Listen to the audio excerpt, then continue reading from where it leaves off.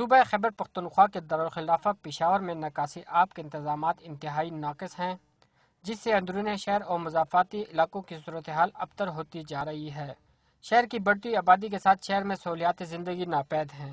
نالیاں جگہ جگہ سے ٹوٹی ہوئی ہیں، جس سے گندا پانی گلیوں اور سڑکوں پر جمع رہتا ہے، جو کہ بچوں میں بیماریاں پھیلانے کا باعث بنتا ہے۔ نالی ٹوٹی ہوئی ہے، جس وجہ سے جو ہے نا یہ پانی کٹے ہو رہے ہیں، بچے کھیلتے ہیں یہاں پر، تو کسی وقت یہ بیماری کا سبب بن سکتی ہے۔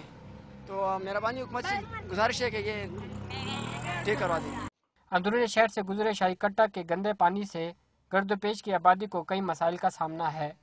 شہر سے گزرنے والی نہروں میں گٹر کے پائپ اور فضلہ پھینکنے سے یہ نہریں گندے نالوں میں تبدیل ہو چکی ہیں۔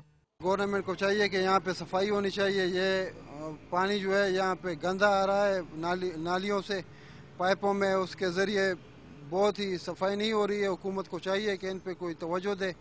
یہاں پہ بچے بیمار پڑ جاتے ہیں۔ آمنے سامنے لوگ گھر میں تو یہ سبھی بیمار ہو جاتے ہیں، ادھر بھی ٹینکی ہو جاتے ہیں، بالکل حکومت اس کی غور پر نہیں کرتے۔